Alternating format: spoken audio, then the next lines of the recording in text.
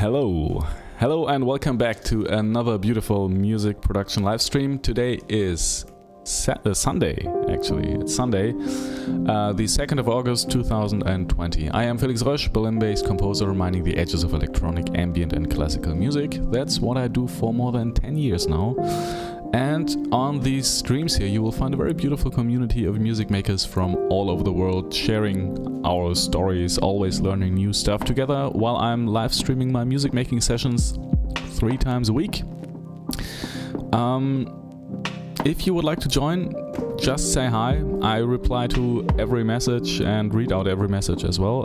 I also release videos on different music production techniques and gear I'm using and all sorts of stuff like that 2 times a month. So if any of that sounds interesting to you, consider subscribing because that way you won't miss it. Now, if you have seen this, the last live stream, I actually said the stream would be yesterday. Sorry. These early streams, they really get to me. Like I can't really talk the way I would like to. Yeah, right. I just moved the stream from yesterday to today because the weather was just too nice, and my daughter wanted to go to the lake, and everybody wanted to go to the lake. So yeah, I had to kind of move that. But today we're going to do exactly the thing we were supposed to do yesterday, which is keep on working on this track that is already playing in the background. By the way, shout out to our latest subscriber whose name I sadly can't really read because it's Cyrillic letters. I'm sorry, but either way, it's highly appreciated, although I can't pronounce your name. I hope you're getting something out of this channel. I'm sure you will, in one way or another. Yeah, so I think let's hop right in. Yeah, and because I didn't announce the stream today, nobody's there in chat right now. Well, maybe some people will show up. I'm pretty sure eventually somebody will be there. But I'll just be working right now. So this is like the second track for the piano electronics EP I'm planning to do. And actually, you know, listening to it right now, I feel it's not too bad. Yeah, it's kind of, I gave it away, this moment of, I'm listening to this for the first time again, having this playing in the background, but I think, you know, let's start again. I was already, when I listened to this, pleasantly surprised. I think the crackle was a little bit too loud. So let's make that a little bit quieter right away. -7 dB. Maybe -9. Oh, that was the loop, not the crackle. -4, okay. And the crackling is here. It's at -14 dB. Let's put it at -19. Yeah, that's better.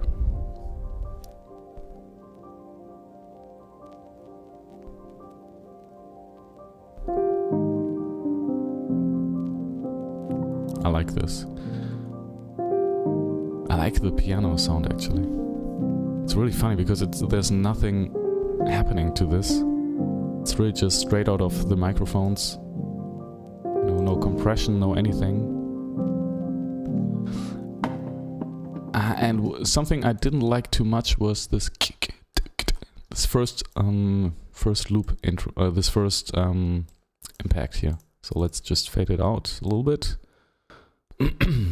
or fade it in. Yeah, maybe like this.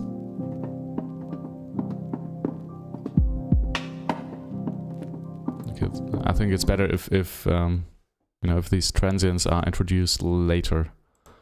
So if it just... And then the transients from the kick drum, and then the transients from that noise thing. And I'm not sure about these kick drums here.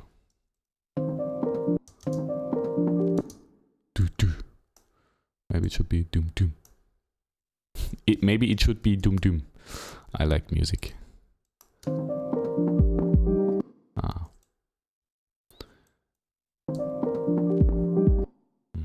No.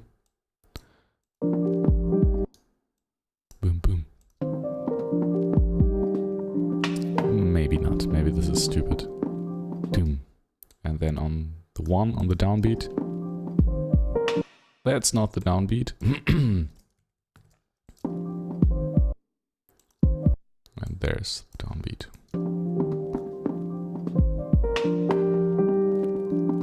And then doom doom doom doom boom doom boom. Here on this. And there's just one kick. I'm not really sure if these kick drums really serve a purpose. I mean, they do eventually, but I don't know if it's the right purpose, right?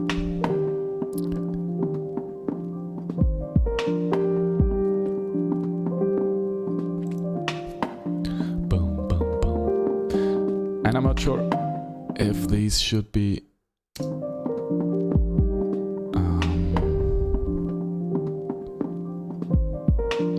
Oh well. Not sure about these kick drums, honestly.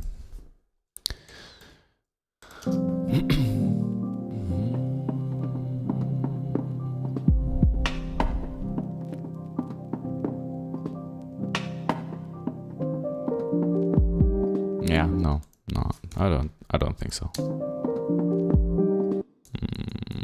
Okay, maybe these kick drums need to go. And there definitely needs to be some more side chaining happening. So, what will we do now? Let me think for a second. Okay, I think I'm going to create a second MIDI channel, which is basically just a copy of that kick drum. Kick drum track. And let's drink something.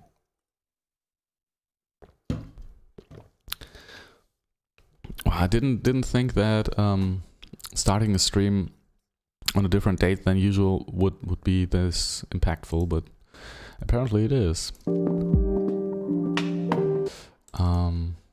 Okay, let's make this blue.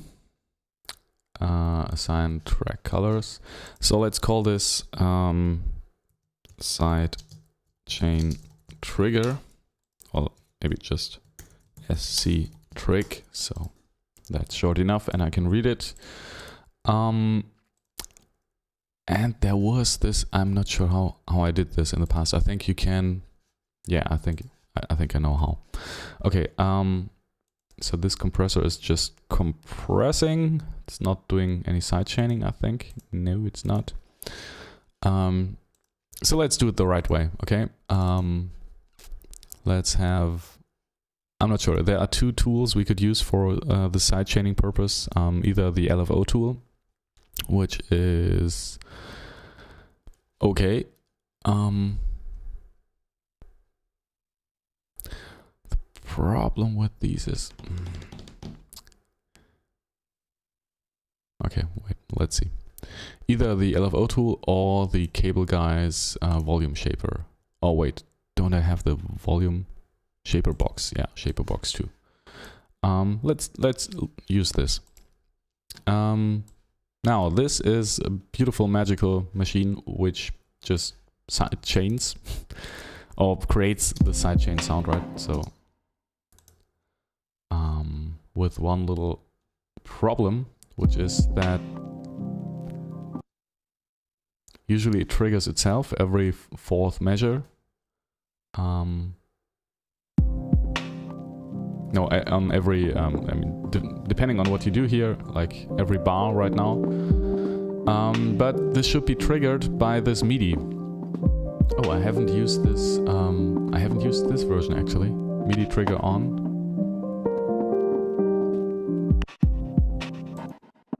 Ah, that's interesting. Okay, wait. LFO mode, hertz, beat, pitch, no. Ah, funny. You can choose, that's interesting. I haven't used this version for quite some time. Ah, that's interesting. Hey, and it performs much better. Oh, I like it much more. That was one of the reasons I didn't like to use the old LFO tool, because it was really laggy and and this one is really responsive and quick. And it has this beautiful feature that you can actually use this LFO. So I mean, the basic idea behind this LFO tool is that it's that you can draw some volume automation which is repeating all the time. So you can basically draw your own sidechain curve, which is awesome. But apparently you can also trigger this like this. Okay, now let's see if this is working here. So MIDI trigger one shot. Now it shouldn't be triggering at all because it doesn't get any...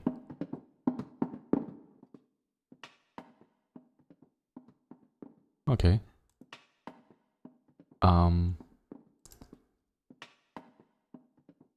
Well, but it's not I'm pretty confused because it's triggering. You know, you see the curve here is running background, but it's not. But there's no MIDI trigger sent to it yet, at least.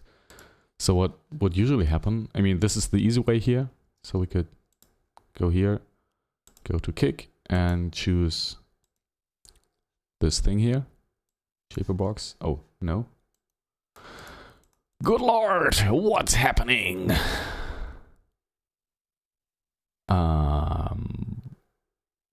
Kick, and what's on the kick that could be automated, except for so sorry, that was the wrong channel. Okay, let's call this here piano, because this is basically percussion from the piano perk. So piano percussion, short for piano percussion. There, piano perk, and there's the shaper box, and we choose the first input here. So what should happen now is that this shaper thing here gets triggered by these MIDI tracks.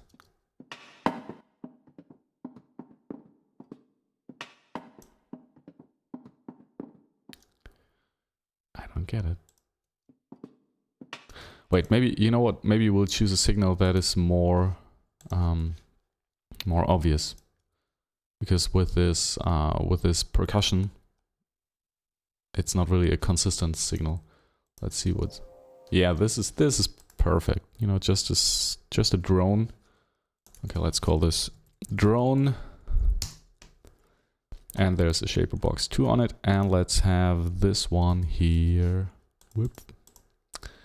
Go to drone shaper box 2. Okay.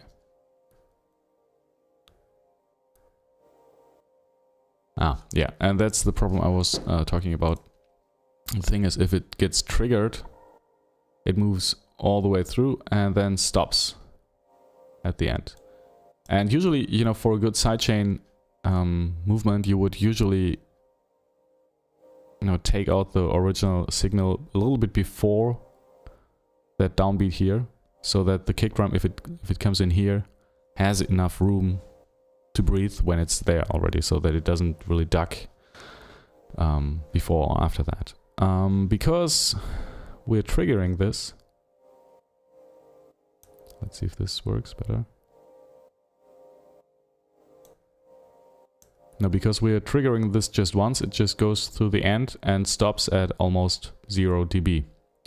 Or, I mean, almost infinite dB, which is not what we want. So we have to move this a little bit here. Dip, bip. Like this. Well, yeah, a little bit like this. Looks a little bit crappy, but that's the way it is. And it still works, you know. So, hey.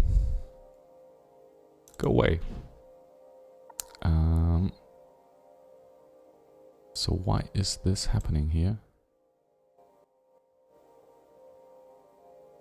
Yeah, that's... Well... Yeah, that's kind of weird. Go here, please. It seems like there's another point here. You know? No! What am I doing? Okay. You know what? Let's make a new one. That's probably the easiest thing to do. Okay. Bam. We'll make a curve ourselves. Okay. Yeah, and now it does what we wanted, so that it's at the 0 dB most of the time, and only when the trigger hits, it goes down. And here it's up at 100%, 0 dB. And here you can, that's also another great thing, you can see what the automation is. Now we could also start to do all these crazy things where you have different sidechain behavior in the high bands and in the lows and stuff like that, but that is not necessary. Oh man, honestly I like the shaper box too. I like this. It's much more responsive and it feels good. Feels good to work with this. And it's not so much of the interface is great as well. And I don't like the interface too much with the LFO thing from Xfer LFO tool. All right, so sidechaining works here. Now what is I think a better idea is to choose no output here, and then that's a beautiful trick. Choose external instrument, and it goes to there. We can choose it again, this track here. So external instrument can also mean an instrument on a track in Ableton. So it doesn't really necessarily have to go out. And what we can do now, that's another beautiful thing. We can group this. Let's call this drone, and we can duplicate it. Well, not drone plus. And then have that channel also send MIDI to another thing. And another thing could be basically everything. And because I'm a huge fan of just sidechaining everything, yeah. Wait, what? Sidechain? Ah, nice! Wait, that is new. That is new. So many new features I'm just discovering about this plugin. Okay, so apparently what you can also do is choose a side. Wait, if this works, this will make my life so much easier. Let me just see if this works. This would be incredible. So I'm just going to delete what I just did, and maybe we won't need that complex this workaround. Hopefully, if I'm correct in my assumption that this might work, this will make my life so much easier. Come on, please work. Oh wait, no, we didn't want to do that. We wanted to have the sidechain trigger. Okay. Oh wait, maybe we send this to... I can't send this to master. Okay, no. I think it doesn't work. I think this works with audio. So if you have audio output, you might also be able to choose that audio output from another channel here as a sidechain input, but it's not possible to have a MIDI trigger input. That would have been awesome, but well, works like this anyway. Okay, so we're still going to do what we intended to do. We're going to send just a MIDI trigger out to the piano channel, and we don't need no input. We don't need no input. All right, let's listen to the piano. And if we're setting this up correctly now, this should go to piano, shaper box. Yeah, you can hear the sidechain working. And we're going to work on the sidechain later. Like the shape of it is not ideal, maybe. Maybe it is, I don't know. But for now this should do. What's this? I think that's the second piano part. Yeah. That's the B part. No input. And let's call this piano 2. And it goes to... Okay, it has a weird name, but we'll change that right away. Piano 2.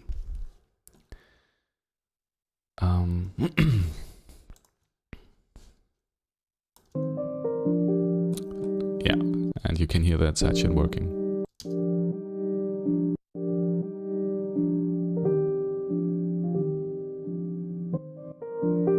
And the nice thing now is that we could just move these where we wanted to. They don't have to align with the actual kick drums here, so we could get creative with it. But we won't for now.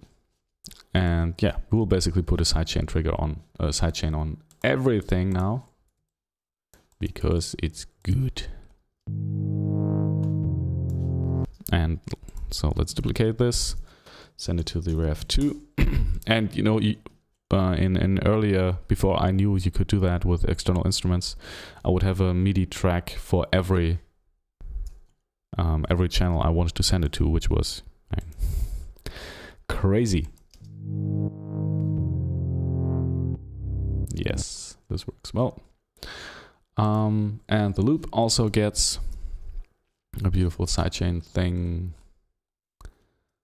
Boom. Let's duplicate this, call this piano loop. That's the loop. Okay, and I'm just assuming that this, yeah, works. Okay. And the loop that is an octave above will also get the same thing. Let's call it loop plus 12. And there it is. Yeah, also works. Piano percussion gets the same thing. Yeah, we're basically, you know, putting a sidechain trigger on every track. Piano perc. Well, this is just so that I know where that MIDI thing goes to. But yeah, it's really just tedious. Copy paste. Yeah, and this works as well. Okay, and just one last signal, that's the noise, the vinyl tape.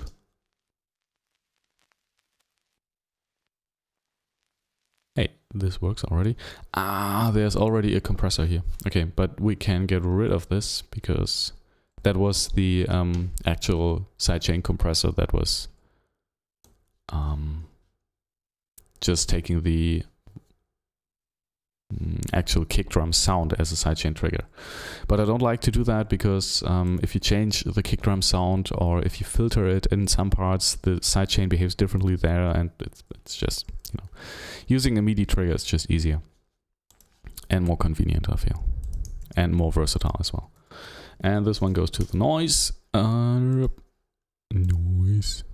Noise. Yes. Yes, and now the kick drum hits pretty hard.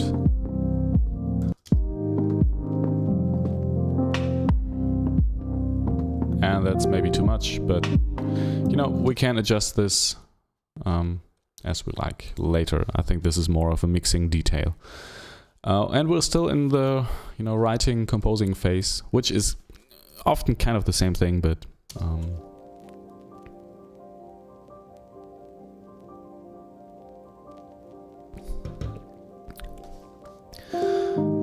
I have to be honest, I miss you guys in chat. Chat is so quiet right now. Cal, 14-bit MIDI, mixing scholar. But you know, that's what you get for not sticking to your schedule. I'm sure you're still sleeping in your bed somewhere.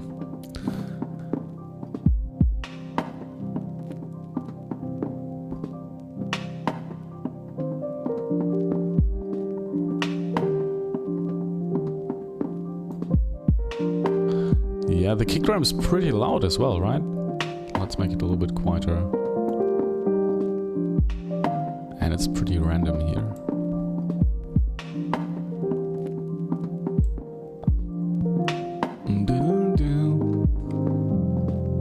Yeah, I kind of like it. I like this.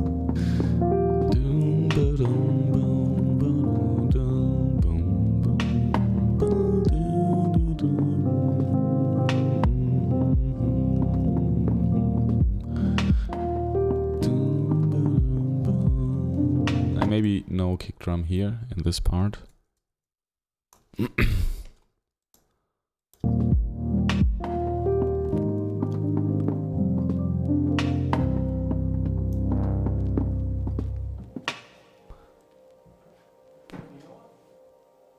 You know what?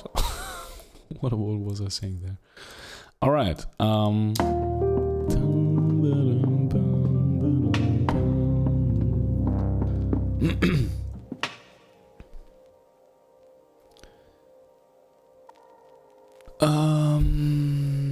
Yeah. Now what's this? Ah, okay, that's just different versions of the A part. So as you, if you remember, on the last stream, we kind of decided to have this be in the form of a roundabout thing, where not roundabout, rondo, where you have one part and then some variation or B part or something that's just juxtaposed to it, whatever, you know what I mean. And then it always returns to the first part. So the first part in this case is the A part, this. And then there will be 2 or 3 variations. So one goes... And we already had a second variation, and I think a third one as well. Yeah, and I think they were here in this view. Wait, let's just exclusively play this.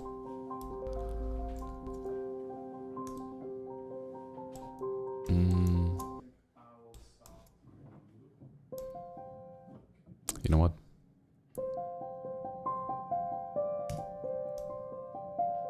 Okay, let's have a listen.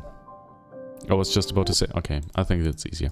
Let's take this over to the arrangement view, because there we have better possibilities to just jump around, cut things out.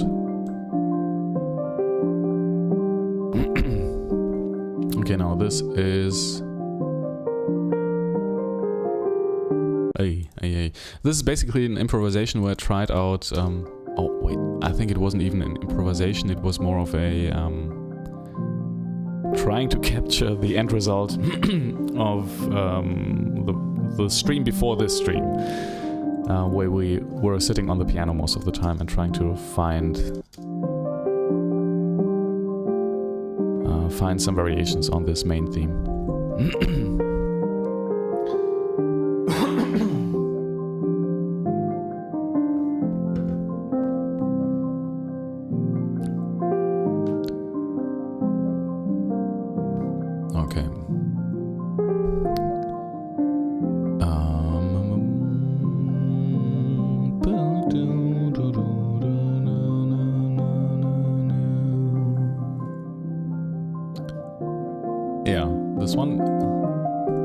This is actually a little bit nice. I like this. I like this ascending. I mean, there's it can be played like this.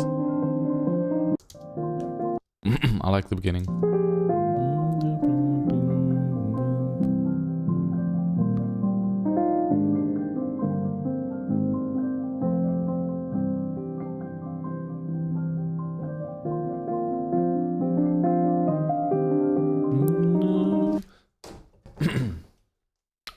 How does this go? Oh, the Rev 2 doesn't work. Oh no! I'm trying to play this on my on the synth here. And it's because the mixing desk is not on. My mixing thing. Okay, now it should work. Yes.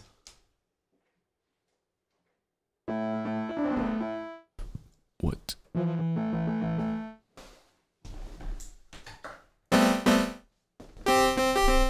Okay, and there's still some doubling here. Ah, okay.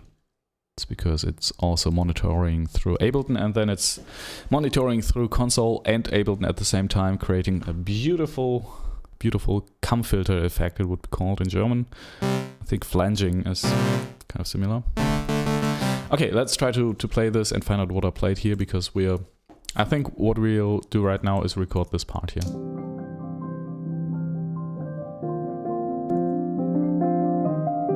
Because this right now here is played on without any click or with separation of the loop and the piano sound itself. So this is just like a sketch, you know. what we will do is play this piano part. Hey, Lucky Waves, good morning. It's 5:30 here in Brazil. Nice melody. Lucky Waves writes, kinda medieval. Thank you, Lucy. I'm not sure if it's Lucy or Lucy. Lucy Waves or Lucy Waves. By the way, 5:30 in the morning, that's early. Either you are up very early or you're up very late. Either way, good morning. How are you? Very medieval. Yeah, it kind of reminds me of, you know, I like to do this well, medieval.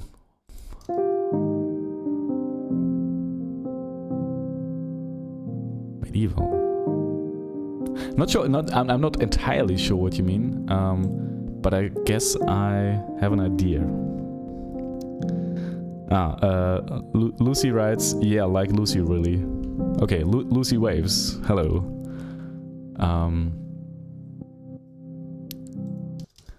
Yeah, medieval, maybe in a sense that it, you know, it has lots of fifth going around, and it is, the German word would be Blocksatz. Let me just look it up, what this means. Lucy writes, up early, I'm good. Have a whole day to make music too. Oh, that's good. These are the best days, right? These are the best days. So what type of music do you make?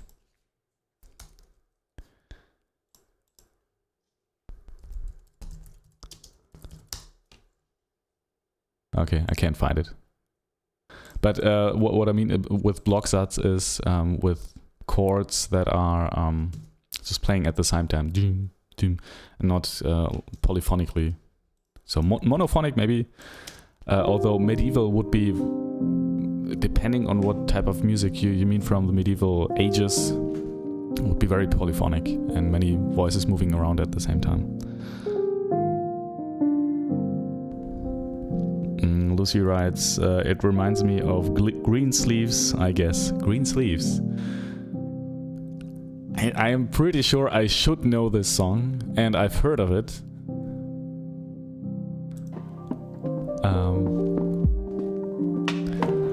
But right now I'm not really sure. You know, this is actually from an improvisation from, what was this?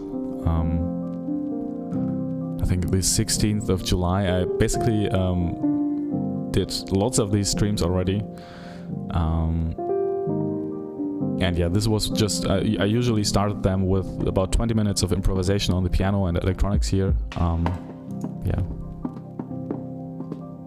And this was just one of the improvisations. I mean, the idea, I re-recorded this over and over again and, you know, varied it.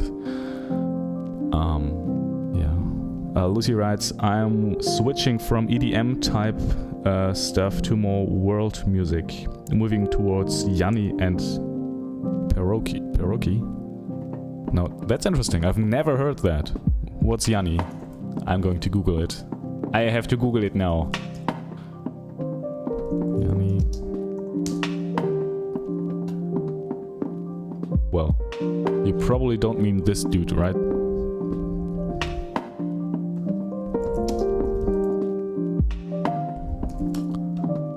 I thought it was some kind of, I can't find anything. Oh no, Lucy Waves. So world music meaning you're recording like not tribal, but like all sorts of Indian drums and flutes and stuff like that, and combine it with EDM elements, or because that would kind of be kind of interesting, I think. Oh yeah. Lucy writes, I got the Labs and BBC Orchestra from Spitfire Audio. Good choice. Now using it a lot. Oh my god. And he or she, Lucy writes, oh my god, Yanni is awesome. Ah, okay. You mean that dude. Okay. Never heard of him. but you know, that's like it is. There are so many musicians out there. What? Almost 500,000 monthly listeners. All right. So Yanni, he seems to have something going for him. You know what? I've made the experience that you know, as soon as I listen to other people's music here live on stream, people switch off. But apparently there's just you and somebody else watching right now. So well, yeah. But I have some people who used to watch this regularly, and yeah, and also copyright. Some copyright reasons are the reason why I'm not listening to music live on stream, but I'm keeping this open and listening back to this after the stream. Lucy Waves writes, look up The Rain Must Fall. Okay, I will do that. The Rain Must Fall. And I'm always really interested in just finding new music. Alright. You know, just like I said, I won't listen to this live on stream now, because first of all, I don't want this stream to get blocked or anything. But yeah. Yeah, orchestra plus a bit EDM. Yeah, that's good. Actually, you know, that's one of the things I've been doing or trying to do for more than 10 years now. You know, I've also recorded with orchestras and conducted, and I learned to conduct and have spent 5 years studying at music university to try to do that, to combine electronics and EDM and orchestra sounds. But it's really tough, you know. It's like when you try to push these together, they're like two magnets and don't really want to mix, because, you know, if you're writing a score or something, so if you're really writing a score, like the sheet note, you have lots of control over all the melodies and pitches and rhythms, and you don't have that in a DAW, even if you use like Nuendo or Cubase or Logic or whatever, which have better MIDI engines than Ableton. But still, you don't get remotely close to the control you have over the music there, at least compared to a score. And then again, in a DAW, you have total control over the sound and the timbre. But yeah, and it's really hard to mix. I would really be interested in how you're doing this. I'm a she. Oh, you're the. Oh, that's beautiful. This has been. Honestly, I'm also wondering why the hell there are so many males making music like this and so few females. I guess it's really just, you know, very few girls making music. I have a daughter as well now, and she's like 1 year old, and I'm thinking, well, she should be able to make music, right? And she should be encouraged to do so, and if it's just a sausage fest, it might be off-putting. I don't know. Really happy that you're there. And by the way, you don't need to stay all the time. Don't feel like you. I'm really happy if you're here, and if you like to stay a couple. The Rain Must Fall is my favorite amazing bass solo. Oh, bass, okay. He's a bass player. Okay, I'm really tempted to listen to this here, but I'm pretty sure the stream will get some kind of copyright strike if I do.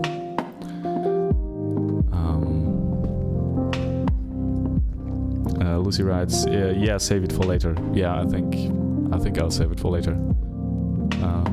But it looks so weird, right? Like it's from the 80s or something, which is kind of nice again. But I'm really not sure what to expect from this. I would like to listen to this now, but I'll save it for later. Lucy writes, how I'm doing it? Badly. Well, it's better to do it badly than not to do it at all, right? I mean, it's really tough, you know, because it's really easy to land in these cliche sounds, which happens to me like 99% of the time. What I tried to do, and that was also my master's degree thesis project, which was a crazy huge thing, which I worked on for more than 2 years, I think. was that I actually... Wait, maybe I can find it here. Nah, I can't right now. Actually wrote a score. So in I think in Sibelius back then, now I would do it in Dorico. Actually wrote a sketch for a big, huge orchestra. And then I recorded parts of this score. Not the whole score, but just parts of it with a real orchestra.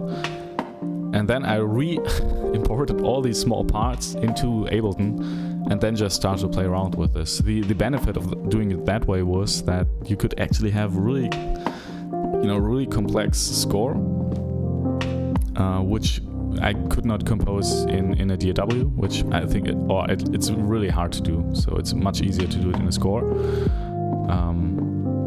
And still had the ability to manipulate all that stuff later on. And if you're interested in how this sounds, wait.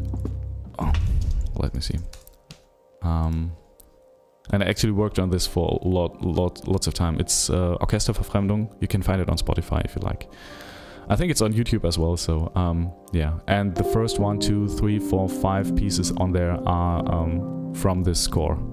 But it's really a lot of work. It's a lot of work, and I'm still not really sure if it's worth it. Don't know. Lucy Waves writes, I love that melody. Yeah, right? I liked it too. But this...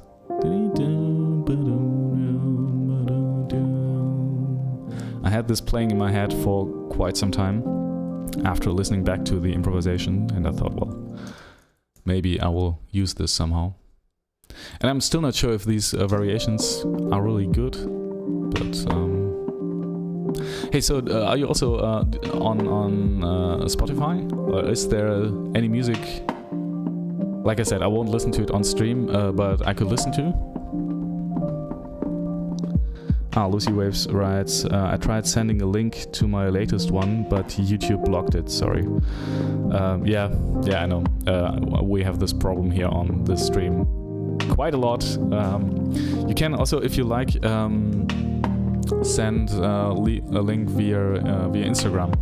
So if you go to Justin, and I mean it doesn't have to be now, right? The thing is, if I'm usually doing these live streams 3 times a week, so you will probably be reminded that I'm streaming anytime I will do this again, because YouTube thinks you might want to see this. So yeah, you will be reminded of that. Anyway, probably. But you can also just find me on Instagram and send me a DM there. So just in case, you don't have to, But I'm always interested to see what the people joining the stream are doing. Because we have, like today is really an exception. It's really empty right now because I kind of moved the stream from Saturday, so it should have been yesterday, to today, and nobody knows it's happening. So nobody's here, and I'm kind of sad. But it's even better that you are here. And I mean, you don't have to be here. If you have to do something else like making coffee or sleeping a bit more, you can do that as well. Okay. Lucy writes, I'm on SoundCloud as Lucy Waves. Let's see. Now my beautiful SoundCloud account. 9. Hey, at least I have 9 plays. That's good, right? I feel like SoundCloud is dying. In a way. At least for me. Wait, in one word, right?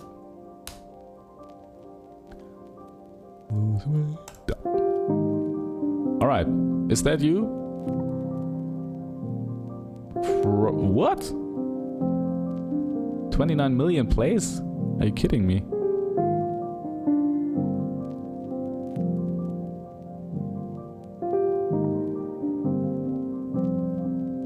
I'm usually getting 50 plays or something like that. Lucy writes, yeah, I'm making coffee and enjoying the early morning. That's nice. It's also nice that, you know, on these streams, sometimes there are people, one from Russia, one from LA, one from Japan, and you know, it's like a really, I feel like, at least in some regards, the world is getting closer together, which is kind of nice. Lucy Waves writes, no, same logo I have here. Same logo?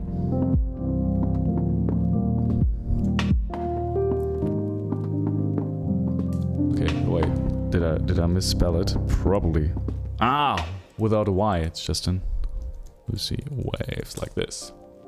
Yes, that looks familiar. Alright. Okay, you know what?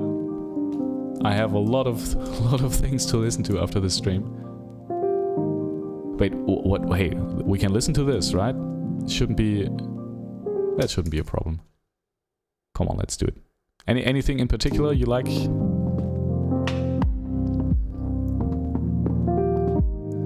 Yeah, Lucy writes, Lucy Waves all together, not sure what you typed. I typed a Y instead of an I. Add Lucy.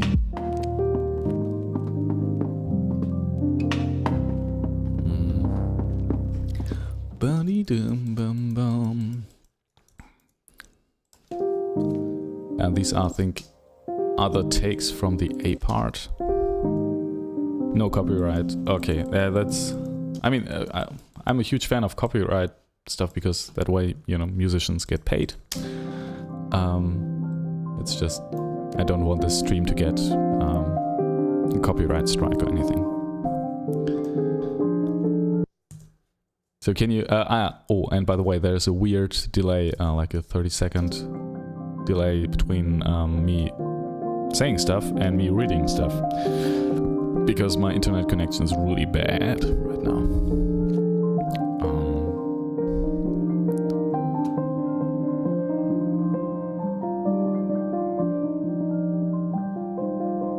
And this was meant to be a B part or a C, and then goes back to. That's also nice. Lucy Waves says, "Try This Long Road" or "Some Sadness, Some Happiness." Okay. Let's see. Oh yeah, I like that synth. I'll just turn it down a little.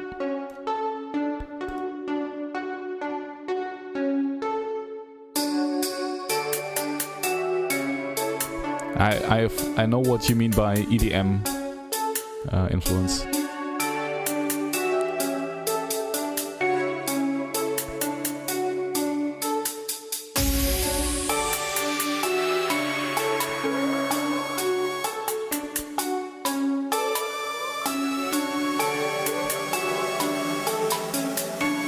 And a riser.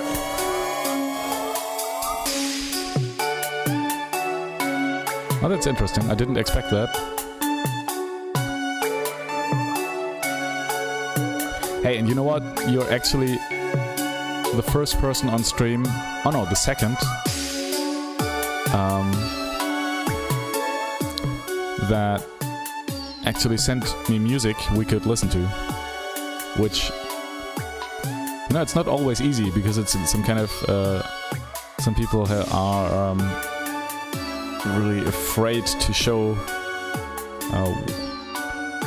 what they are doing, because it's kind of always exposing yourself in a way and making yourself vulnerable to critique. And you know what I like about this is that it's really it feels pretty complex and what's this called?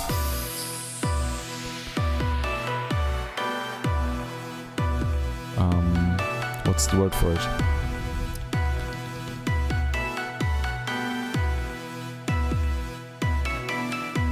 It's not like a generic structure, you know?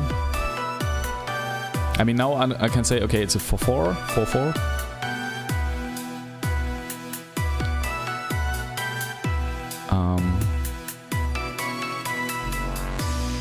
especially in this part here.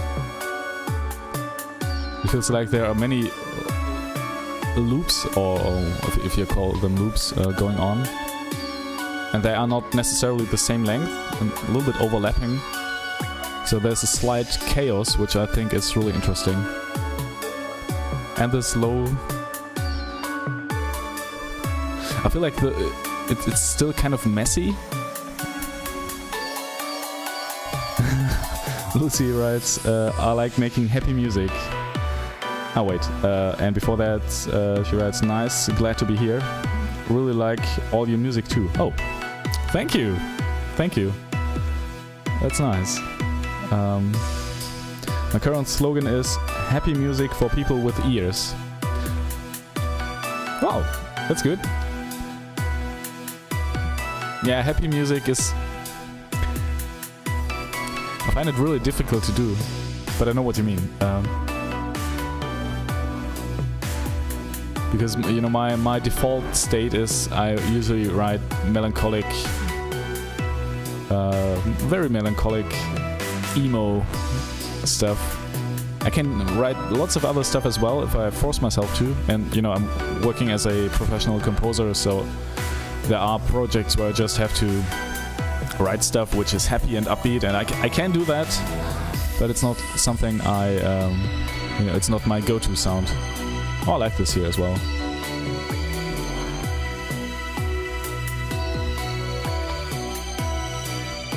I think mix-wise, this part is the best yet, because it's very German word is aufgeräumt.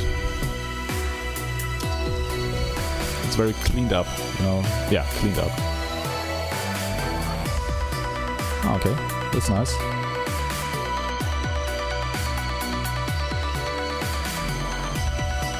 But I still feel like there's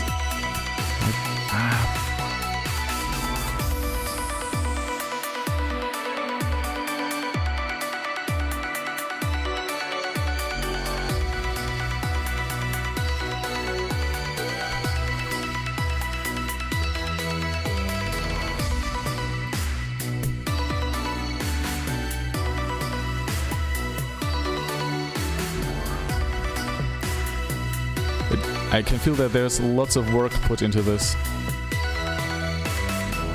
Hey, but how long have you been making music? I mean, really producing music yourself.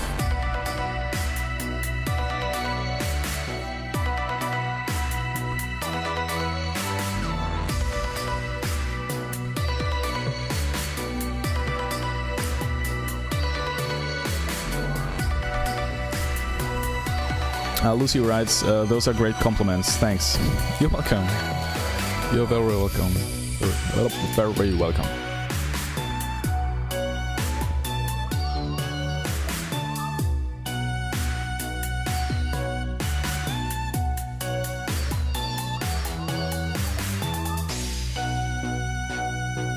You know, I think my favorite part actually is this here. And the reason for that is that it's some kind of, it's a little bit chaotic, you know?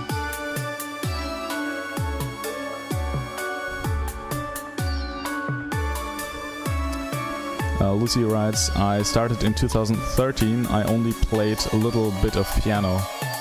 Okay, that's good. You know,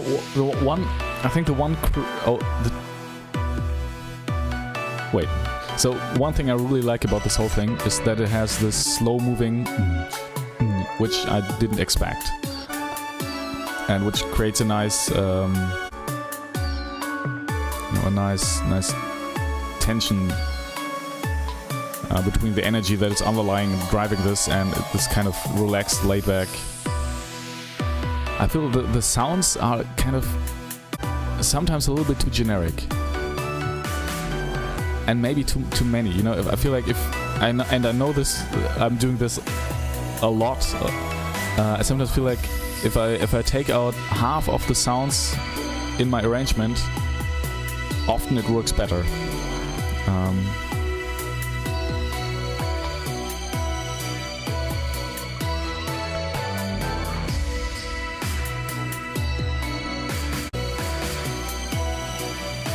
And in this part here, I think, where is it? Here, where? There. That's pretty much like what I meant with cleaned up, is that there is every instrument. It's still a little bit too much, I think, like too much happening, I mean. But every instrument has its place and it's doing its thing. And that works pretty well.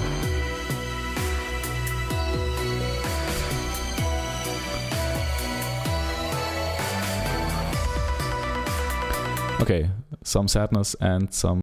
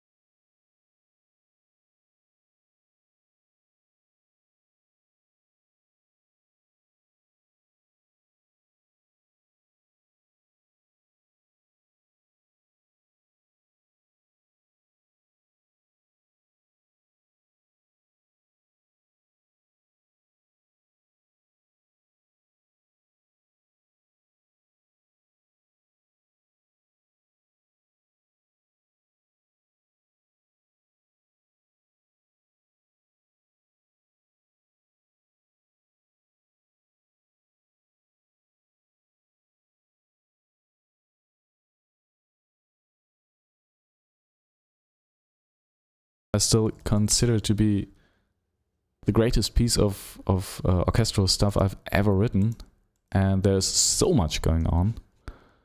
Where is it? Here. It's actually recorded with a symphony orchestra, and wait on. So there's one thing, and there's another thing, and there's another thing, and there's violins and flutes, and everything is...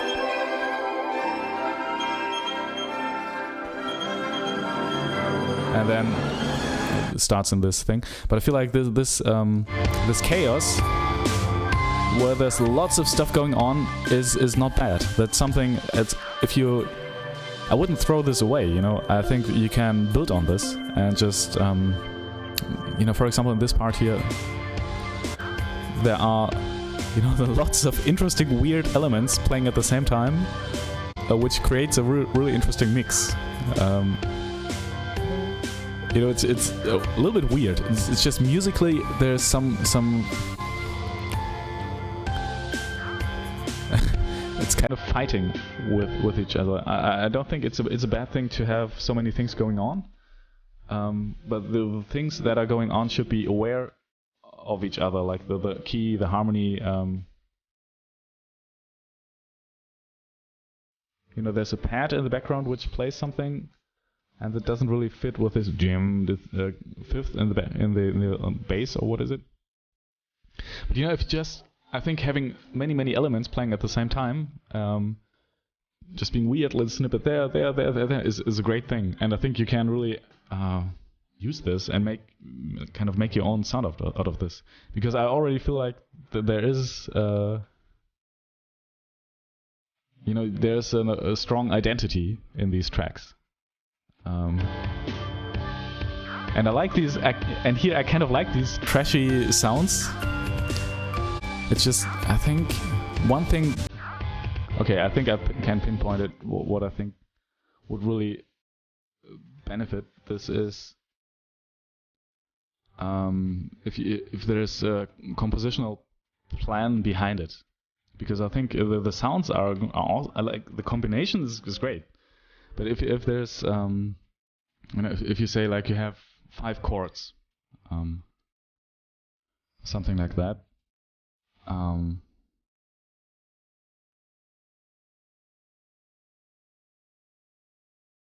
everything, all the elements that appear and disappear are kind of you know, related to these chords that are playing at that particular time. That maybe that would help clean it up without taking away the character of it. Because I really like that there's so much going on. I actually like this a lot. It's just also kind of like this. It's just the elements musically, they are fighting against each other rather than playing together. Yeah, but I feel like there's lots of potential there, you know? I mean, first of all, mixing-wise, I would kind of do some more... use some sidechain stuff on the kick drum, so that especially if you go for this more EDM-ish style, I would definitely have more sidechain on the kick and also on the snare.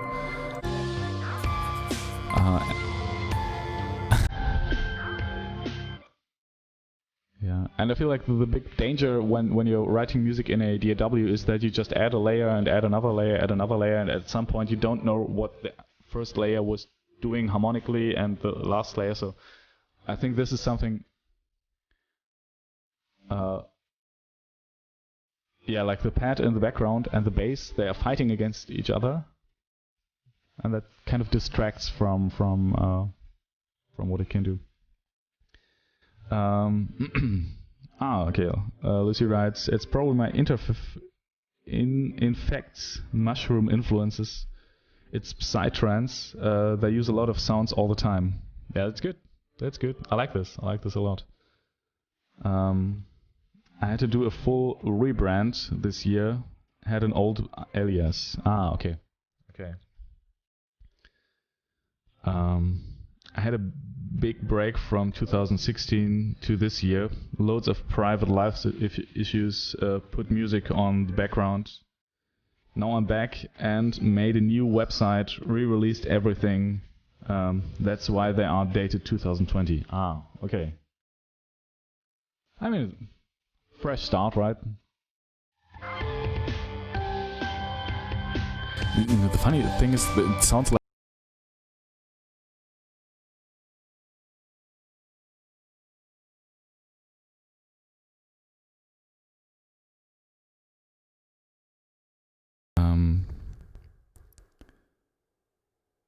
wow, you're making my day with these comments. Thank you so much.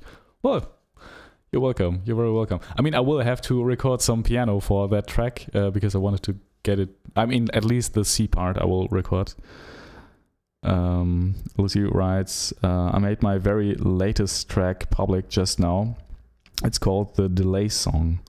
If you could check it out on SoundCloud, there should be the latest track. Okay, you know what? We'll listen to this one. But then I have to keep on working on that piano track. Wait, how is it called? The Delay Song. The Delay Song, that one. 1 minute ago.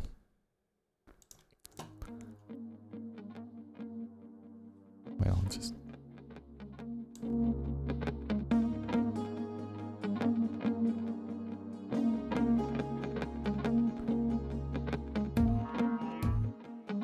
I like these sounds. And here, and it's like a little bit detuned here. Which is good. I like that. I mean, a little bit. Oh, it's so weird. I like this.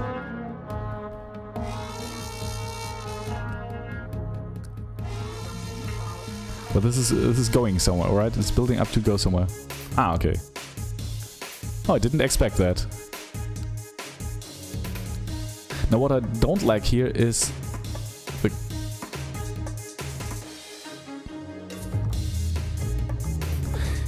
Yeah, the bass is a little bit muddy. Which is, I think, just a mixing issue.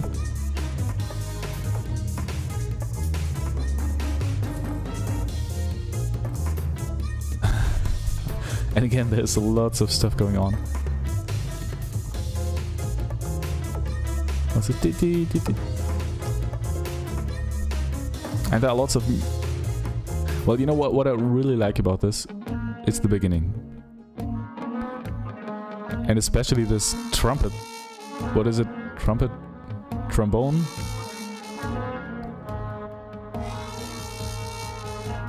Because here there's like a sweet spot of the elements don't really, they are fighting each other a little bit, but just as much, just so much that it's really interesting.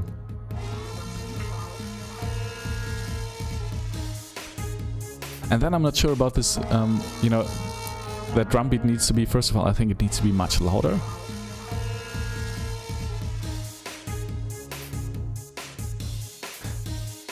And the kick drum is weird. Is it some kind of bass? Like a pluck?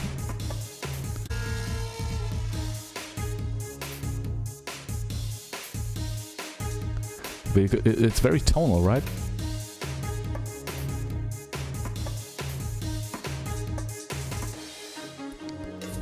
Now, the one analogy, a composition professor of mine once told me that was that the lower you go, no, the higher you go, the more keys on the keyboard are friends with each other. So, and the lower you go, the fewer keys are friends with each other. So, the lower you go, there needs to be more space between the notes so that they work. So that's, I mean, that's one thing why I think the keyboard sounds that it did, which is a kind of weird chord. It doesn't really fit there. This, but because it's so high up, it's kind of okay. You can do basically everything up there. And also that it's like a minor major mix all the time. Like the key is not really clear, but that's totally fine. This is kind of chaos. I'm not feeling that it's kind of a controlled chaos.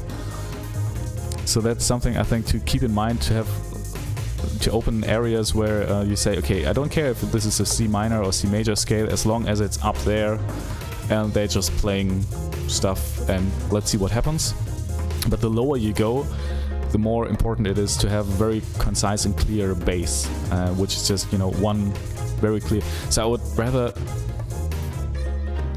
you know, what would maybe help is just choose one sound that drives the bass and have everything filter out the bass, and have a little sidechain kick trigger as well, so that there's really just one thing happening in the bass at the time, at a particular time.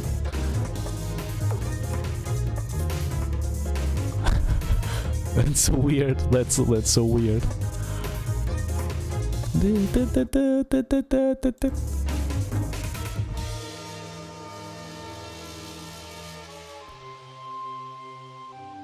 You know what? I feel like when all things are added here together, the bass is kind of too muddy, but the rest is kind of weird and interesting.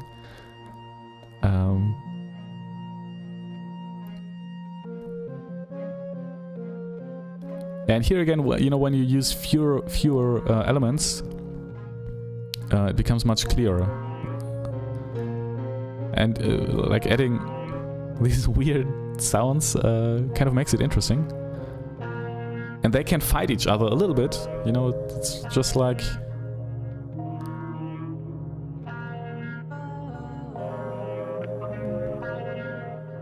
Oh, wait, I didn't read anything, sorry.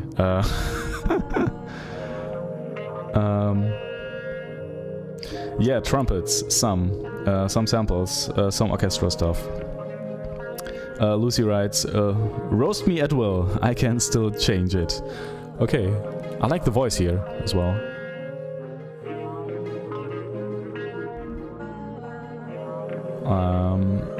The piano line is me playing the push. Ah, okay.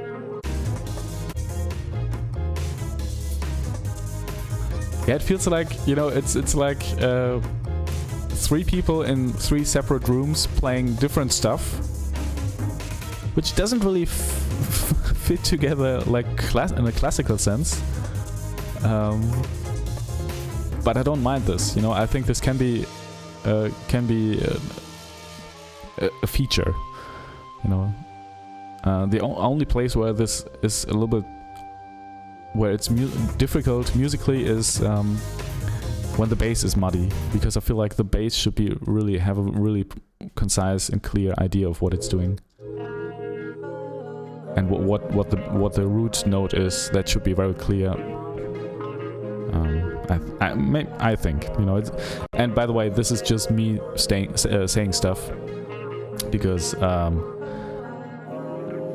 other people who hear this, watch this, might have a totally different opinion. So it's like music is so entirely subjective, so that, you know, don't take. All I'm saying is, I'm just one person with one opinion, and there are like 8 billion, 10 billion other people out there with other opinions. So the piano line is me playing the push. Right. Uncontrolled chaos. Maybe that's my new slogan. Loved it. The bass line is a sample loop from one of the new packs I got. Basically a all straight up.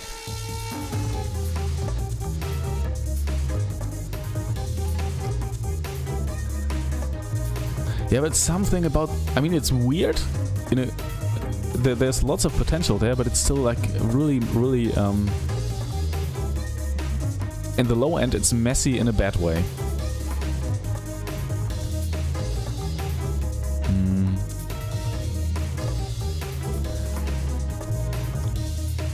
But then again, I'm not really, you know, I don't listen to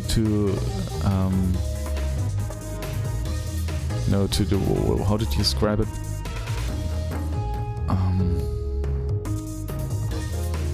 The trance stuff a lot. So I'm not really sure how that would be produced. And maybe it's, you know, kick drums need to sound like that. I don't know.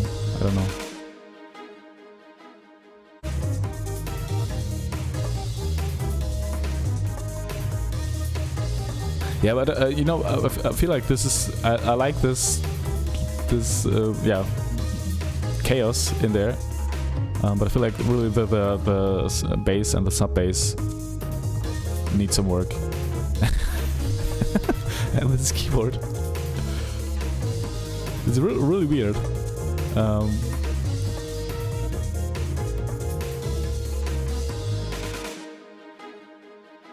You know what? What's this key? A flat something, A flat minor. And then you have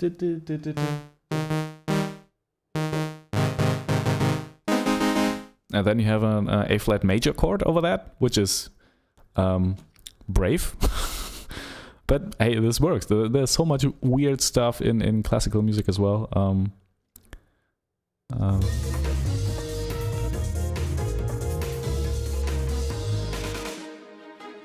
Yeah, so major and minor, who cares, right? These major and minor thirds will get can play together. Yeah, but I feel like the only thing I would definitely work on is the low end.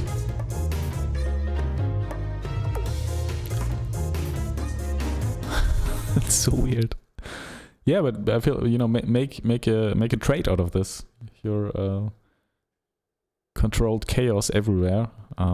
It's just like, I feel sometimes it's a good idea to have to be able to bring this back together and to control this chaos, so that it's not like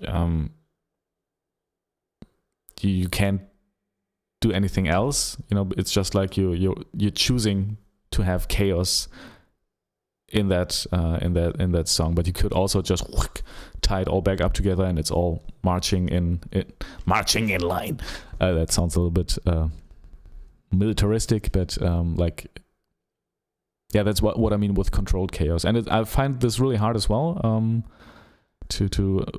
I think this is one of the toughest thing to manage, to have something really chaotic in a track, but still really have an idea what's going on and why it. You know, all I'm saying is it's a good idea to really know what's going on, even though it's chaotic. And then, you know, and then just to make some spaces where you say, okay, in this little confined space, this is like the mid-range, and this is like this and this key progression, and this can work well with that bass line, or this can work well with this ostinato melody. So whatever happens here, but it's kind of whatever, but it's confined, it's controlled. And I feel like there needs, what I would try to do is find a sweet spot, because right now I feel like it's all over the place. And yeah, not a sweet spot, but just have a idea what's going on everywhere at the same time before. But then again, I don't know. Maybe this is also a good approach. I don't know, but I feel like there's lots of potential there. And I wouldn't, if somebody tells you you're doing too much or too less, or if I'm telling you this or that, take everything with a grain of salt, because it's all really, really subjective. So.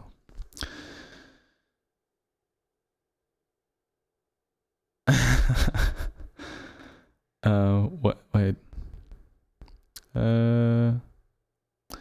Lucy writes, doesn't fit together in a classical sense. I'm gonna quote you.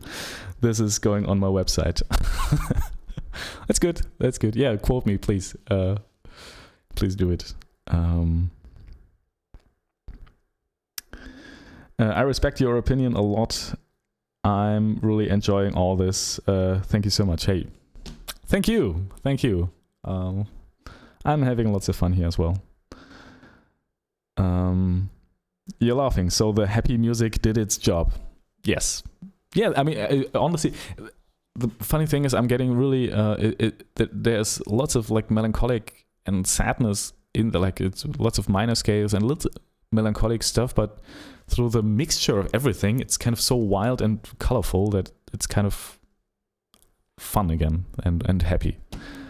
It's weird. So many, it's more like the elements themselves are a little bit sad and melancholic. Not all, but some. But in conjunction with everything, it's kind of really upbeat again and happy. It's an interesting combination, I think. Loving all the comments. We'll double check the low end. Yeah, that's, I think, the one thing that, like, just clearing, and it's not necessarily about the bass itself. It's mostly about the other tracks playing there. So what I would do is, if I have, say, this was the bass line, I would put low pass filters on all the other tracks and just filter out everything below, I don't know, 100 hertz or so, like this, and I would do this on all the tracks except for the bass track, so that it's really just the bass track playing there. Otherwise, you could also do this arrangement-wise. So you could leave out notes if you have the MIDI still there. You could just take out some notes at the bass in other tracks. So yeah, either way, I would somehow clean the bass sound up. And if you're using the kick drum, I would just make room for that kick drum as well. For example, right here, I have this kick drum sound, this one. And what I just did before you arrived, I think, was put a sidechain thing on every track. So each time that kick drum hits, everything else goes quiet, like this. Hear these? They're ducking, getting quieter when kick drum hits.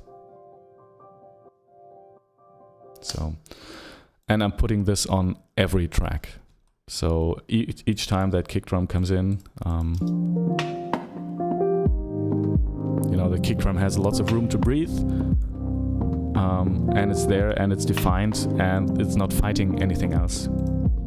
Because I feel like fighting frequencies in the low end, that's something where I wouldn't have too much chaos going on. It's like the one place where I wouldn't want this to happen. Lucy writes, loving all the comments, will double check the low end. Could be my setup here, not great speakers and room. Yes. Most of it I did on headphones.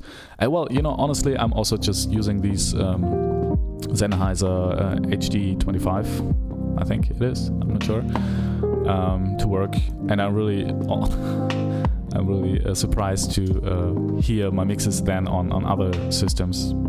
But most of the time, honestly, it's okay. It's okay. It's really just I think you can do great headphone mixes as well if you're doing it a lot. And most of the time I'm doing it on headphones. So Lucy writes, thank you so much. Big hug.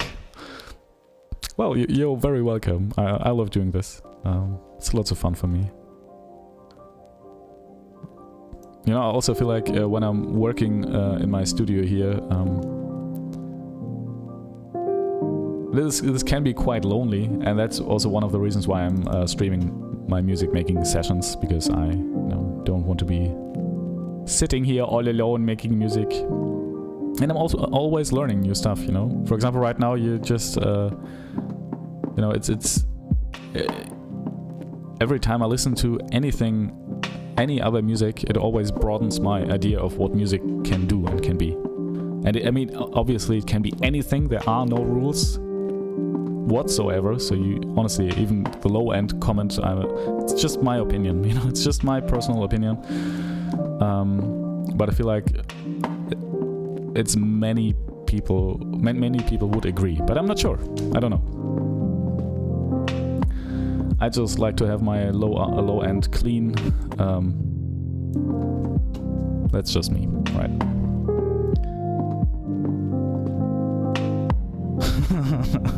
Lucy writes, now slap some trumpets in there. Yeah, in this part maybe. Yeah, I feel. This is this is more of I don't know, some emo piano stuff.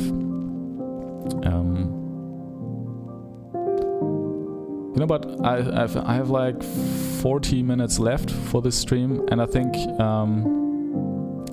what I'll be doing now is record that B part, this one here, and just play around with it on the piano, and just play it a little bit better, because that I played that really badly.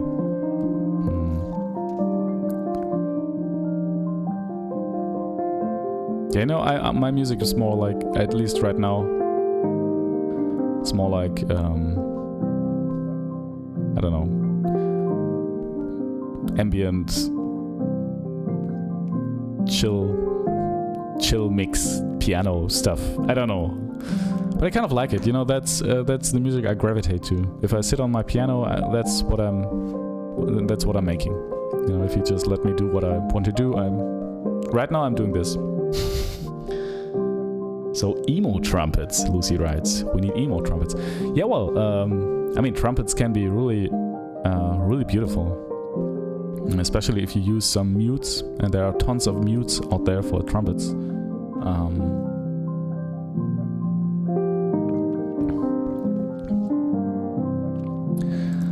They can be really, really emo.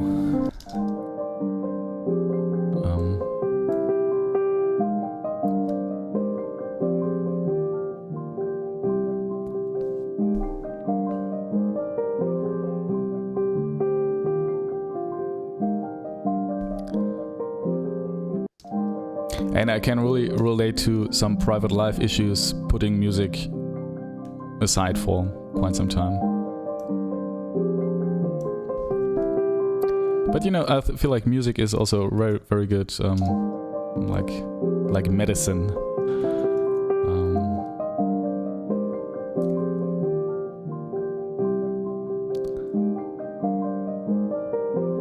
For example, right now I almost have like 15 hours every week I can make music, which is really, compared to what I was able to do before, was nothing. Like, I did 15 hours a day and not a week, probably. I mean, 15 hours a day is a little bit much, but you know what I mean. But for me, this is also my job, so I have to do this. I like to do this as well. Obviously, I'm not always just writing music for myself. Most of the time, if I'm, at least most of the money I make is from compositions I write for theater plays and film scores and audiobooks and stuff like that. And there I can't really just do what I want. There's a director, there's a play, there's a text and stuff like that. So I have to cater to that. Yeah, but right now, with a 1-year-old daughter, it's really a lot of work, a lot of work, and that's a lot of time I cannot be making music.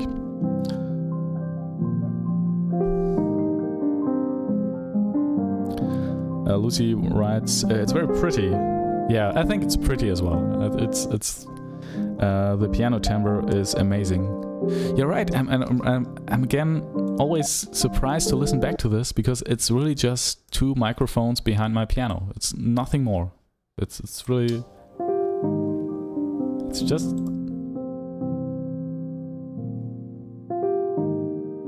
It's just the piano. There's no compressor on it. There's no reverb. There's nothing. And that. The room here is also not the best room in the world. But I feel like that's one thing I learned. I was studying sound engineering quite some time ago.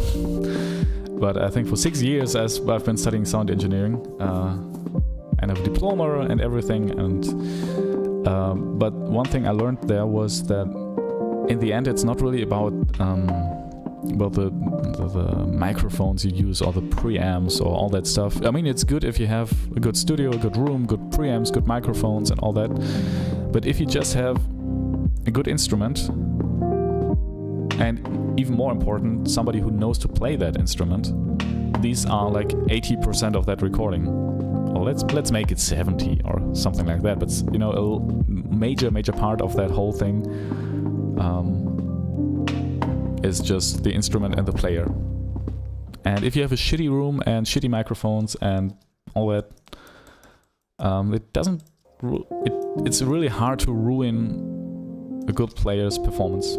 I mean, it's not like I'm the best player in the world, but I've been playing piano since since I can think.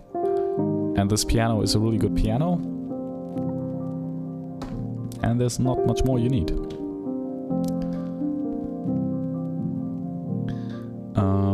Lucy writes, do you have a method sequence for composing? Like first melody, then drums, then bass? No. And the reason I'm not is that I feel like once you do that, you're kind of stuck. You're locked into this place. And you just start to repeat yourself over and over again. It's not like I'm not repeating myself with the stuff I do. I do repeat myself quite a lot. But I feel like if I don't have a conscious plan, at least, I mean, subconsciously there's lots of stuff I just, my go-to standard stuff. I don't think about that and I just do it, and it's basically always the same.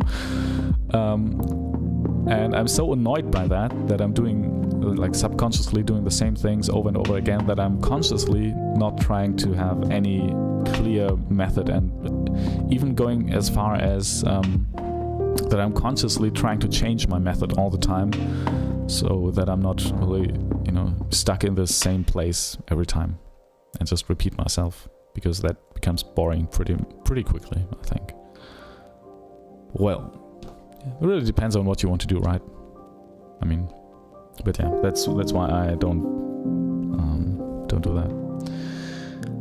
Lucy asks, have you done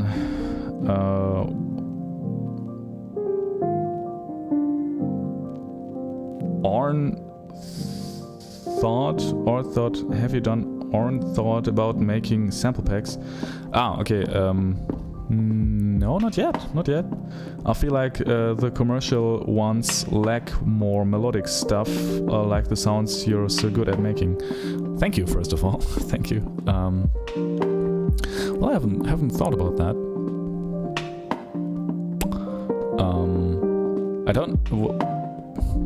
I haven't given this a thought yet, really. Maybe that's a good idea.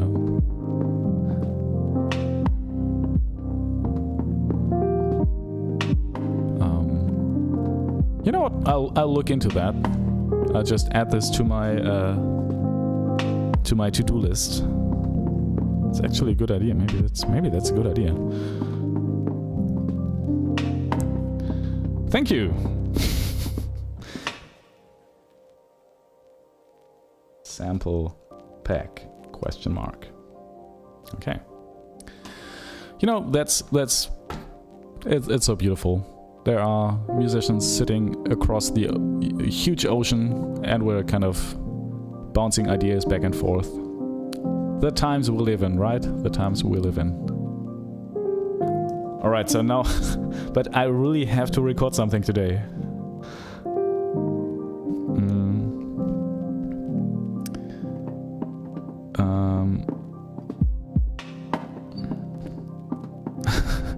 Lucy writes, send me that melody. I'll throw some uncontrolled chaos on it. Yes. Yeah, I mean, of course, you can. I wouldn't mind. Let's see. You know, the thing is, right now I have Dropbox turned off, because if I have Dropbox on, it would be synchronizing all the time, and then this stream would die. A horrible, laggy slideshow death. Yeah, honestly, if you like to have this file here, I will be happy to send it to you. You know, just hit me up on Instagram, and I'll, you know, can send you the Dropbox link to this.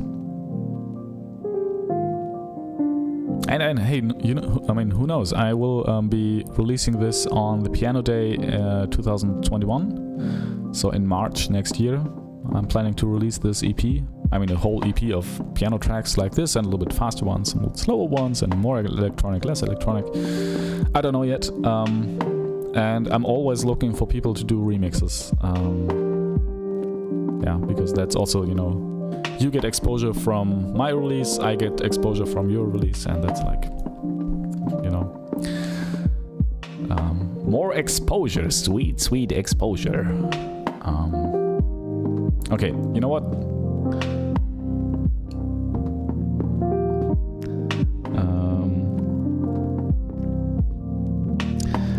Lucy writes, yeah, switching things up is great for creativity. Every now and then I like to change my default session in Ableton. That works wonders. Oh, you have a default session. You know what my default session looks like? Just one audio track and one MIDI track with nothing on it. And all tracks set to -9 dB, because I like to, you know, for gain staging purposes, it's a good idea to have more headroom, I feel. But yeah, apart from that, there's nothing really in my template.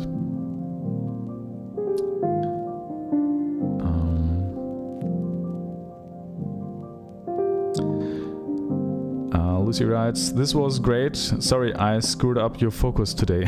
Carry on. You know what? I'm really thankful for people throwing screwing up my focus. I mean, this whole EP is really just it's meant to be an EP which you know is entirely created and written on live stream. So yeah. And my plan is to have this EP finished by, I don't know, December? Before December, like in November this should be done. And that's lots of time still, right? So lots of live streams. That's fine, you know. I also like to just connect with people here. That's one of the reasons why I'm also live streaming, so that's just what I do. Lucy writes, I don't have Instagram. You can send a message on SoundCloud. Oh yeah, right, SoundCloud. That's perfect. Or my email is me@the-domain of my site, Lucy Waves. All right. Yeah, I think SoundCloud is probably the easiest thing right now to do. Hey, and you can also, you know. Oh no, okay. I was just thinking, hey, wasn't there a message you wanted to send me? But that was the music we just listened to. Okay, you know what? I'll record now. I'll be recording. And for that purpose, I will be I will try to have a different view here. Let's see. Yeah, maybe like this. But one thing is not working right now, and that is the piano mobile cam view. I will have to engage that. Wait a second. Oh. So that's my second camera here. It's basically running on my smartphone.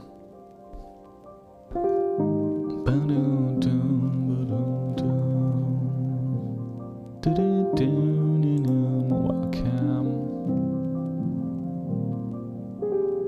Wait, it's a little bit hard to set up. This might be it.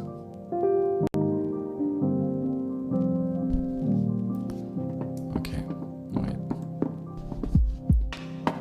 And this is also for me, because you know, when I have this camera running, I can after the fact see what I've been playing, and then I at least get a much better idea of what I've been playing, you know?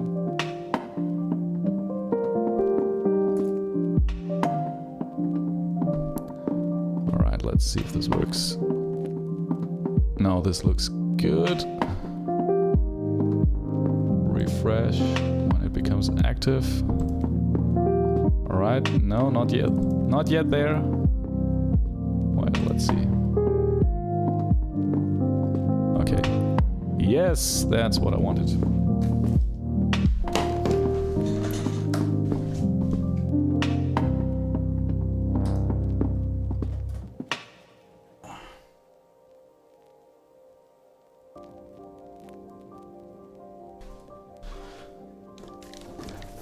All right. Okay.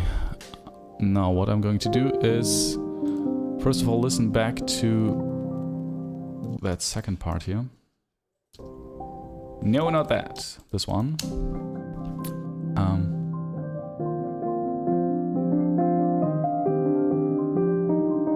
Okay, let's see. Let's see if I can recreate that.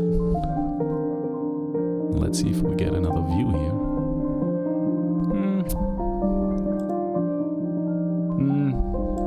No, I think I like this one the most. Okay. Let's see if I can play that.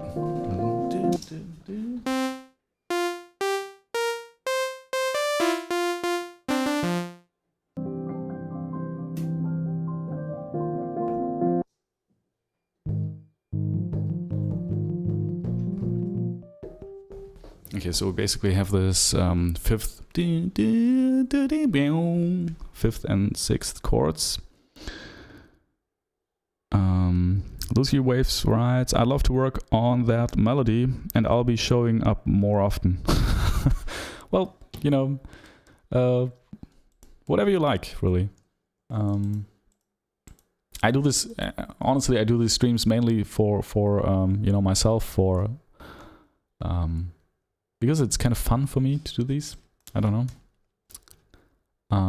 And if it's fun for other people as well, it's great. It's really empty here right now. I mean, empty with I think 2 people watching right now. The other person watching right now, hello to you.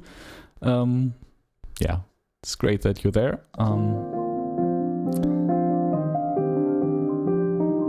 But I always love it when people also get something out of this, and there's, you know, like right now there's like an exchange of musicians all over the globe.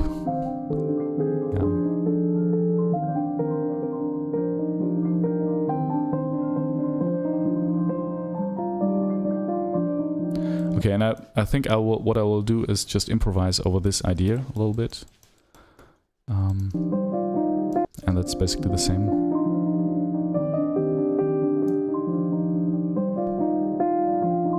Okay, and I mean, this is already different.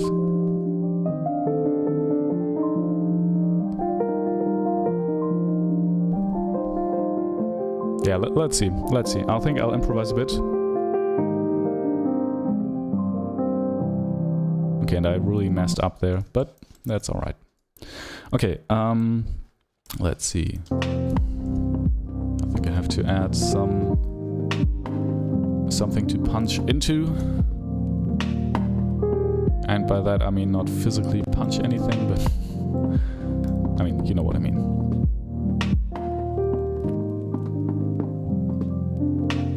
Yeah, maybe the last.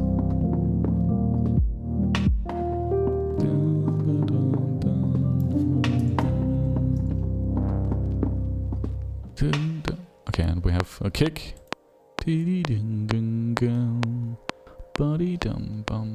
And you know what? I think I will leave this playing for quite some time, so that if we wanted to, we could also play that A part again and do some variations on that. Alright, that is on. Let's see if... Oh, you know what? I will try something now. There is a possibility that the stream will crash. Because UAD sometimes does this. I mean, UAD is a great plugin manufacturer, but this might go south pretty fast. Let's try. I will try a preset, and let's hope this works. Let's hope this works. And yes, it didn't crash. Awesome. Okay. All right, so I'm just going to start the recording, and we'll see what happens. Wait, but not on that channel. On that channel here. All right. Okay. Let's go.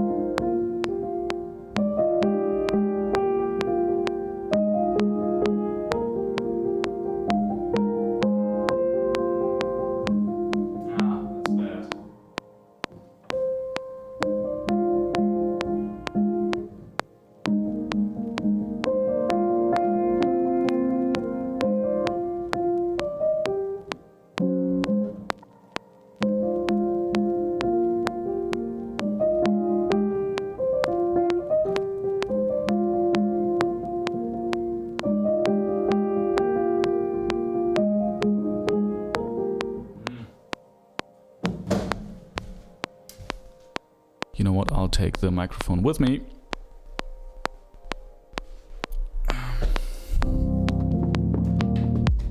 And the computer as well, because I think this one might take a little bit longer than I expected.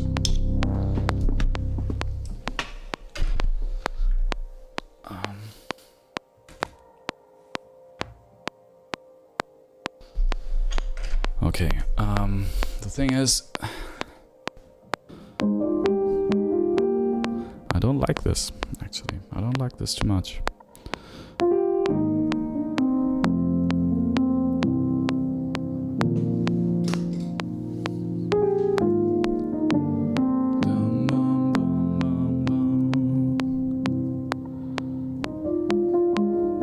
Yeah, it's also weird to play, because this F here, I'll have to play it on both thumbs, so and it doesn't feel right. Kind of doesn't feel right.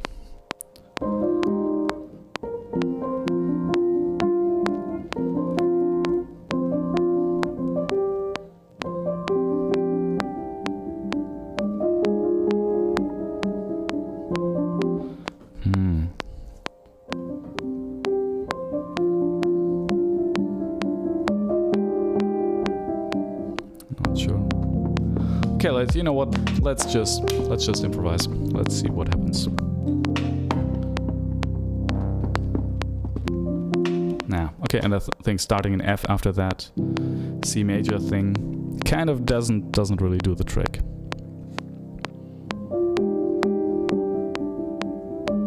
Okay, let's see what I played. Let's see what I played.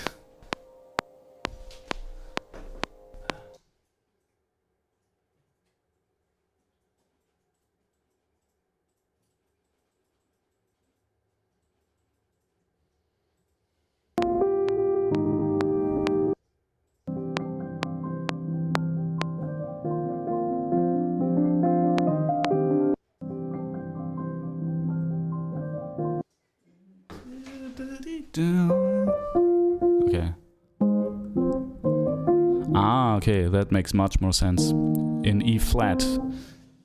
It's E flat.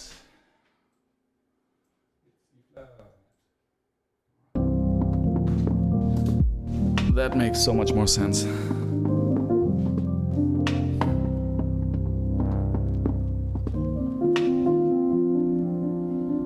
Okay, now we just need a click.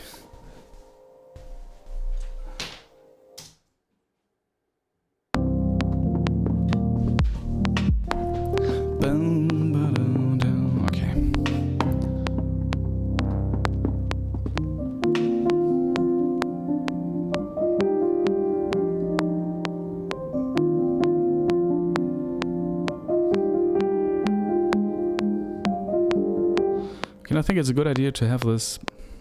What I liked about this idea initially was that there was this melody that was basically just ascending.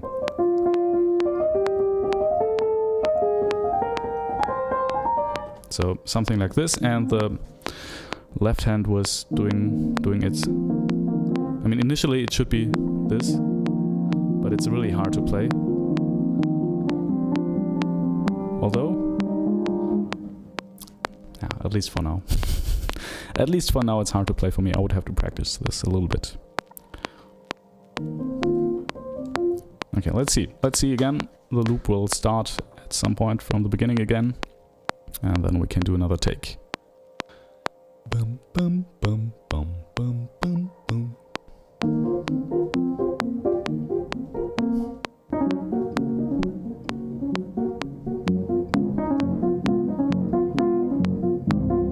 Okay, there it is.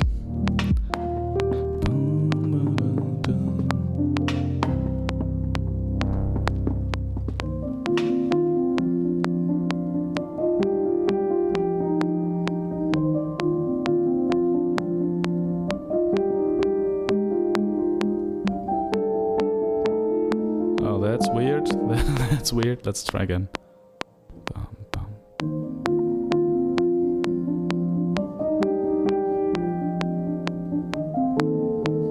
I think it should be all in C minor, at least in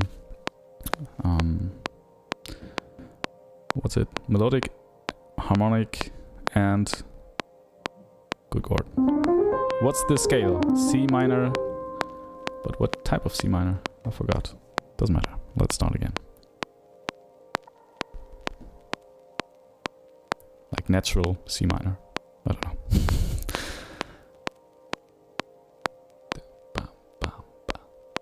Okay, let's wait for the loop to begin.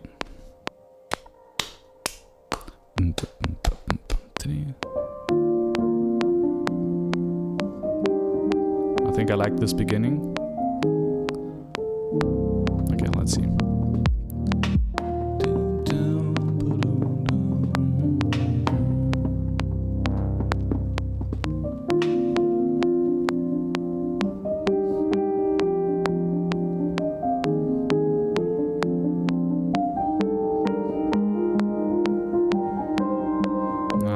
Bad. I don't like this anymore. I don't like this anymore.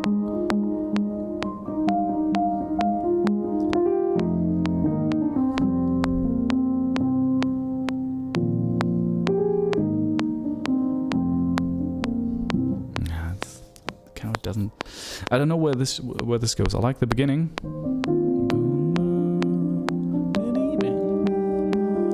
And maybe this stays like just goes and then again and then every time it repeats. Oh, that's a good idea. No, it just goes. It's the first one. Second one. So it always goes one further with each repeat. So that might be a good structure. And the right hand, I have no idea what it will do. Something with this. Let's see.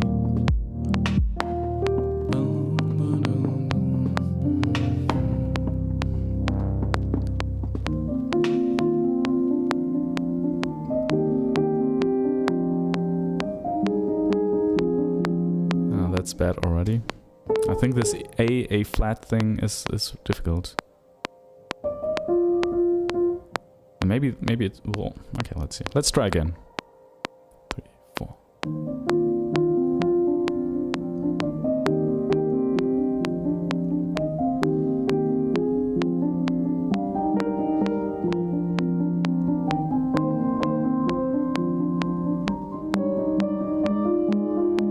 it's I don't know. I don't like this. It's kind of too. It's a little bit too stupid. Maybe there needs to be more variance in the right hand.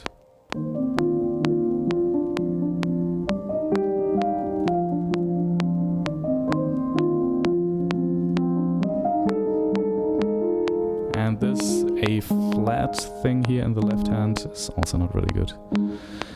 Oh, this is so difficult.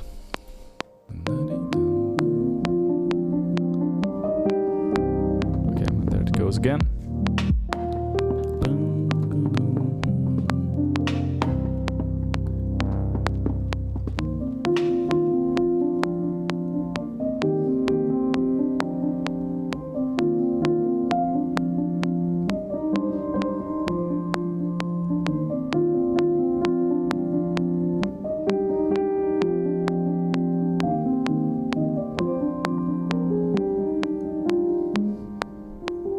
Yeah, this is better. This was better. Good thing this is recorded, because I won't remember it.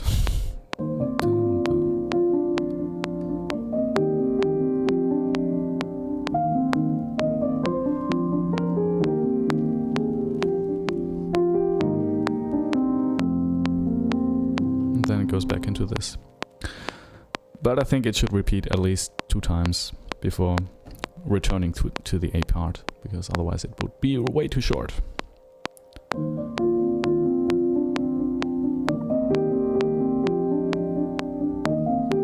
Okay, wait. So we just do this diddy bum bum bum diddy bum bum bum dum bum something with the F here, just as a contrast. Okay, let's record again.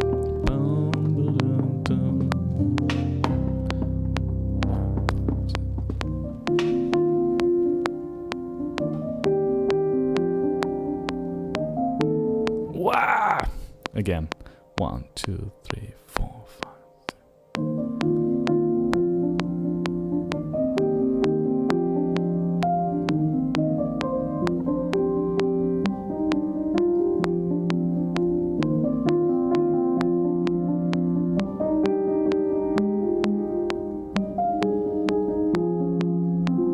Oh, no, I mean, that's an interesting.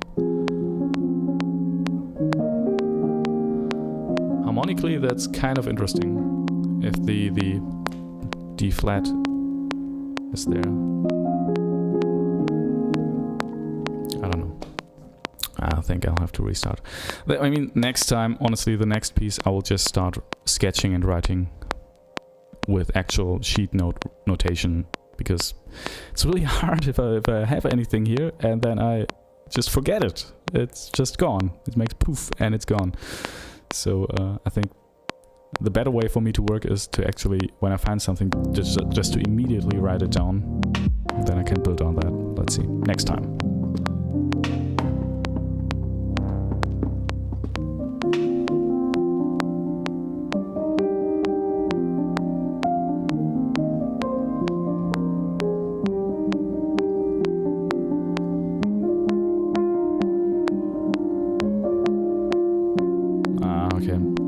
You know what, I think I'll listen back to the recording before that and see what is there.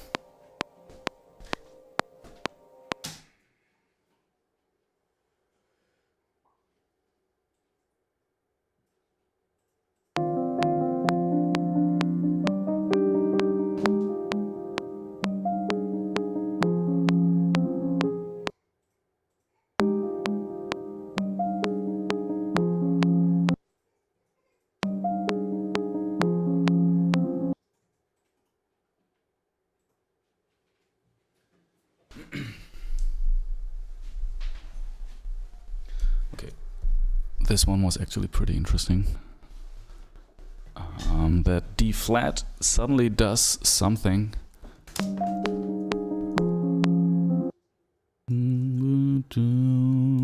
Where it could move into a different key right now. So there's, you know, it feels like there's an added B. So in the circle of fifth, it moves just one step to the left. Or just, you know, it kind of signals that, and though at the end it will probably not. Which is okay. But I like this idea. Yeah, I think I won't be able to finish this right now. But I think the idea itself was not like record ready. So it's a good thing, you know. It will take some time to finish this, but we'll do this on the next stream. Wait, first of all, I have to find that idea. There was one improvisation where it kind of worked really well. No, not this one.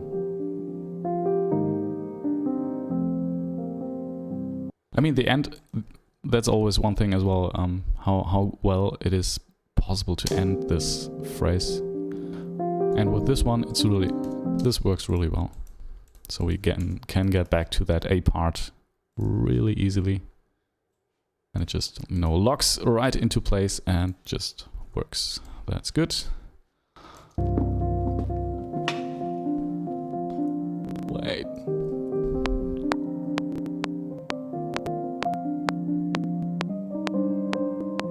Yeah, I think that's what I meant.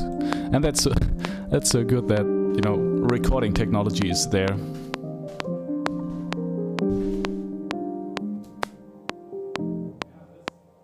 Yes, that was the one. That was the one. That's good.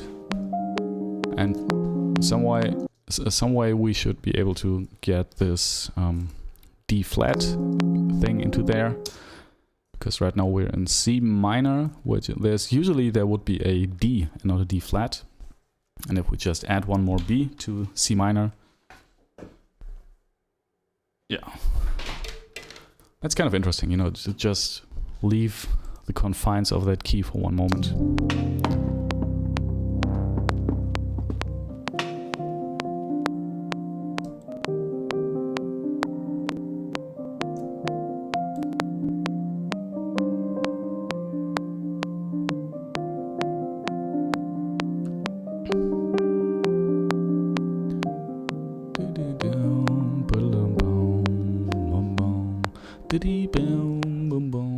Okay, yeah. I mean, something like that. Something like that. That track will be really short. I think this will be another 2-minute something piece, and that's it. Or maybe, you know, the great thing about this is that we can just add new tracks to this. I mean, new parts.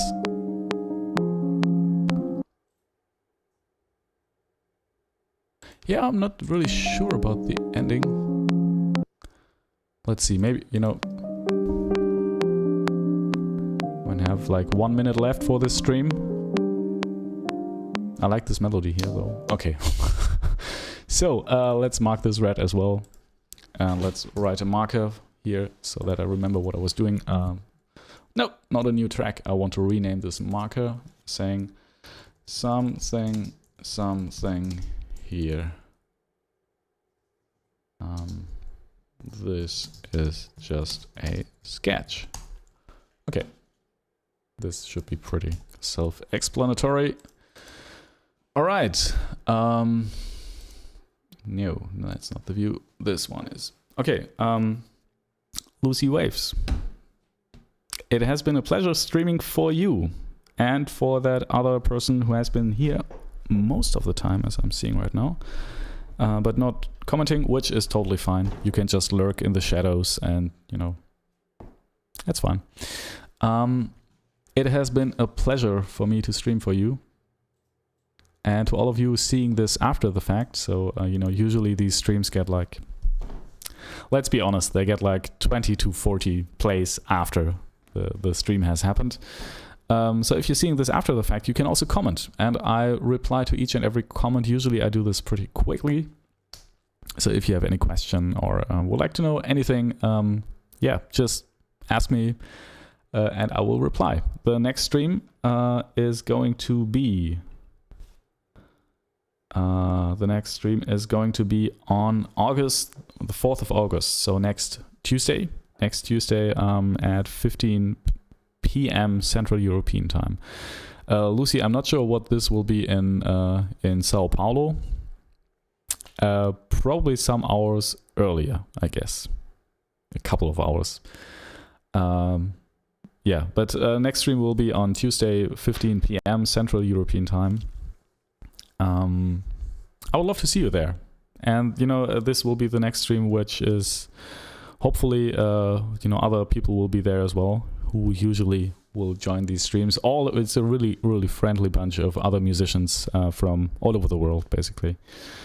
And we're really just, a very small community, but a very friendly community.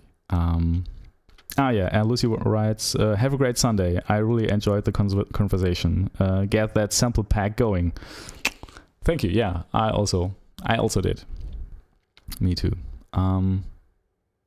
Yeah, it was nice streaming for you. And like I said, next stream will be on Tuesday, the 4th of August 2020 at 15 p.m. Central European Time. I would love to see you there. See you soon.